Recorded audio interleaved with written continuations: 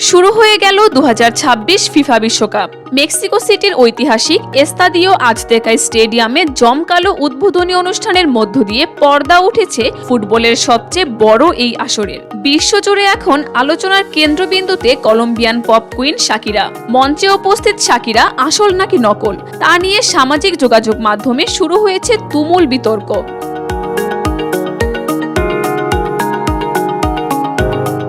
উদ্বোধনী অনুষ্ঠানে নাইজেরিয়ান শিল্পী বার্না বয়ের সাথে বিশ্বকাপের অফিসিয়াল থিম সং দাই দাই পরিবেশন করেন শাকিরা। মঞ্চে তার ভিন্ন সাজ দেখেই চোখ কপালে উঠেছে ভক্তদের।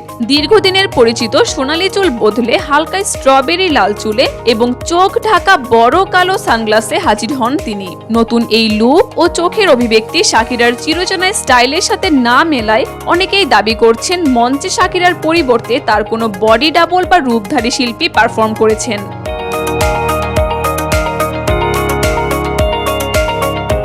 আবার অনেকেই এটিকে শাকিরার ব্যক্তিগত জীবনের নতুন অধ্যায় হিসেবে দেখছেন। বিশ্বকাপের অফিসিয়াল গানের কথাতেও উঠে এসেছে ভেঙে পড়ে আবারও শক্তিশালী হয়ে ঘুরে দাঁড়ানোর গল্প। সম্প্রতি এক সাক্ষাৎকারে শাকিরা জানান, জীবনের প্রতিটি কঠিন অভিজ্ঞতাই মানুষকে আরও পরিণত ও শক্ত করে গড়ে তোলে। কাকুলি আখতার, দেশকাল নিউজ।